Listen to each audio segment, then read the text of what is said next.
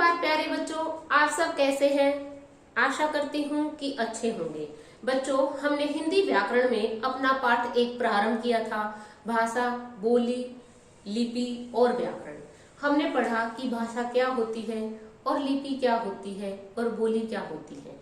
भाषा किसे कहते हैं? विचारों के आदान प्रदान को भाषा कहते हैं। और बोली, भाषा का सीमित रूप, सीमित क्षेत्र में बोली जाने वाली भाषा को हम बोली कहते हैं। हमने पढ़ी कि विभिन्न प्रकार की भाषाएं होती हैं। नंबर 1 मातृभाषा, राजभाषा, राष्ट्रभाषा, मानक भाषा। हमने ये सभी हम पढ़ चुके हैं। आज हम पढ़ेंगे व्याकरण। व्याकरण किसे कहते हैं? किसी भी भाषा में व्याकरण का महत्व होता है। हम हमारे स्कूल में 2 प्रकार की भाषाएं सीखते हैं, अंग्रेजी भाषा और हिंदी भाषा। दोनों में ही उसमें क्या होता है? इंग्लिश ग्रामर होती है, इसमें हिंदी व्याकरण होती है। तो ये क्यों लगाई जाती है? क्या कारण है कि हिंदी की पाठ्य पुस्तक के साथ साथ हम हिंदी व्याकरण भी पढ़ते हैं? तो इसका क्या कारण है? इसका कारण है किसी भी भाषा का ज्ञान हमें व्याकरण के माध्यम से होता है।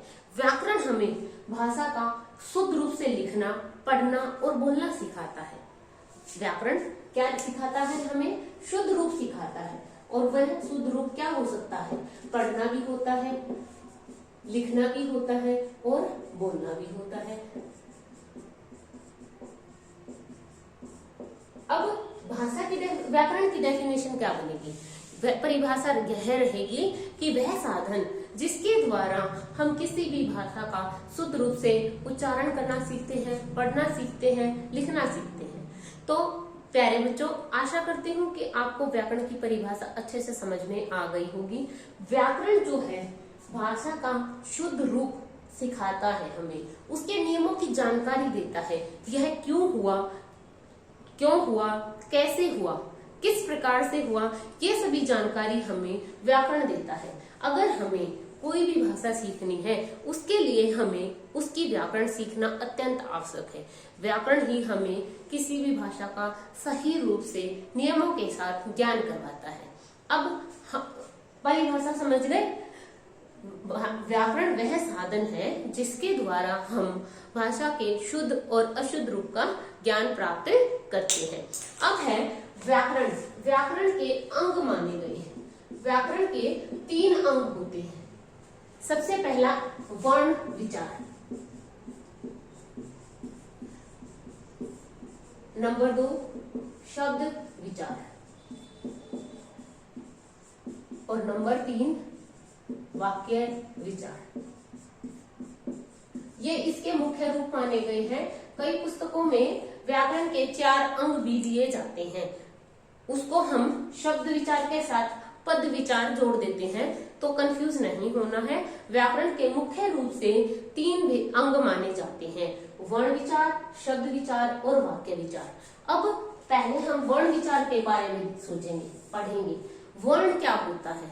भाषा की सबसे छोटी इकाई को वर्ण कहते हैं, जिसके हम टुकड़े नहीं कर सकते। वर्ण विचार में हम वर्णों के बारे में ज्ञान प्राप्त करेंगे कि किसी भी वर्ण की बनावट कैसी होती है, उसका उच्चारण स्थान क्या होता है, किस प्रकार से वह लिखा जाता है, किस प्रकार से पढ़ा जाता है। इसमें हम वर्णों की विस्तृत जानकारी प्राप्त करेंगे। किसी भी भाषा में उसके वर्णों का क्या महत्व होता है और किस प्रकार से हम उन वर्णों को सीख सकते हैं, उनका उच्चारण, उनकी बनावट, लेखन आदि के बारे में विचार किया जाता है कि वर्ण को कैसे लिखते हैं, लिखना, उसकी बनावट कैसी होती है और उसका उच्चारण स्थान सभी का अलग होता है। वर्ण देखो हमने पिछली कक्षा में भी किए हैं। वर्ण क्या होते हैं? भाषा की सबसे छोटी इकाई है और 2 भेद होते हैं, स्वर और व्यंजन। ठीक है, अब हम उनको किस प्रकार से बोलेंगे, किस प्रकार से लिखेंगे, किस प्रकार से पढ़ेंगे, तो हम उसमें वर्ण विचार के माध्यम से जानेंगे। आगे चलकर हम अगले पाठ में उसके बारे में पूर्ण जानकारी प्राप्त करेंगे। इसमें मैं आपको संक्षिप्त में ही थोड़ा बताऊंगी। उसके बाद नंबर 2 आता है शब्द विचार, कि शब्द क्या होता है। वर्णों के सार्थक समूह को शब्द कहते हैं। कि शब्द कहाँ से आए? हमने पढ़ा पिछली कक्षाओं में, प्रयोग के आधार पर शब्द होते हैं, रचना के आधार पर होते हैं, स्रोत के आधार पर होते हैं। विभिन्न आधार हैं, अनेक प्रकार के आधार हैं, जिससे हमें पता चलता है कि शब्द कहाँ से आए, किस प्रकार से आए, किस प्रकार से उन्हें लिखना चाहिए, किस प्रकार से उनका उच्चारण करना चाहिए। शब्द के इसमें शब्द विचार में हम शब्द के विभिन्न रूप, उसके भेद और उसके उच्चारण स्थान, लेखन आदि के बारे में ज्ञान प्राप्त करेंगे कि शब्दों का विभिन्न रूप क्या होता है और उसका उच्चारण स्थान क्या होता है और किस प्रकार से उसकी बनावट की जाती है और शब्द हमारे जीवन में कहाँ से आए हैं, हमारे जीवन में हमने जो शब्द प्रयोग किए हैं वो कहाँ से आए हैं। नंबर 3 रहेगा वाक्य विचार। कई बुक में दे रखा है, मैंने बताया था पद विचार भी होता है। पद विचार कंफ्यूज नहीं होना है, शब्द विचार के अंतर्गत ही आना है। जब शब्दों का प्रयोग वाक्य में किया जाता है तो तब उसे पद विचार के रूप में पढ़ा जाता है। ये आगे आप 9वीं और 10वीं कक्षाओं में सीखेंगे कि किस प्रकार से उनको अलग अलग उनकी पहचान की जाती है। ठीक है, उसके बाद आता है वाक्य विचार, वाक्य पर विचार करना। ठीक है, वाक्य कैसे होते हैं, रचना के आधार पर पढ़े हमने और अर्थ के आधार पर पढ़े कि रचना के आधार पर वाक्य के कितने भेद होते हैं, अर्थ के आधार पर कितने भेद होते हैं। रचना के आधार पर 3 भेद होते हैं, सरल वाक्य, संयुक्त वाक्य और मिश्र वाक्य। ठीक है, अर्थ के आधार पर हमने वाक्य के 8 भेद पढ़े थे, उनको हम आगे विस्तृत रूप में पढ़ेंगे। यहाँ पर आपके लिए संक्षिप्त जानकारी ही पर्याप्त है।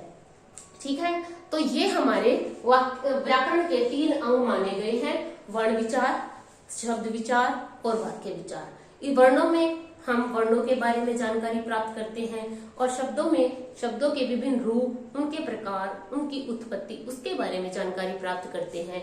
और वाक्य विचार में हम वाक्यों के बारे में जानकारी प्राप्त करते हैं कि वाक्य कहाँ से आया और किस प्रकार से उसका हमारे जीवन में प्रयोग होता है। अब नेक्स्ट एक क्वेश्चन और रहता है हमारा, साहित्य किसे कहते हैं। साहित्य ज्ञान के संचित कोश को, संचित जो जोड़ा हुआ है, लिखित रूप में जो हमें ज्ञान प्राप्त हुआ है, जो कोश है, कोश मीन्स भंडार।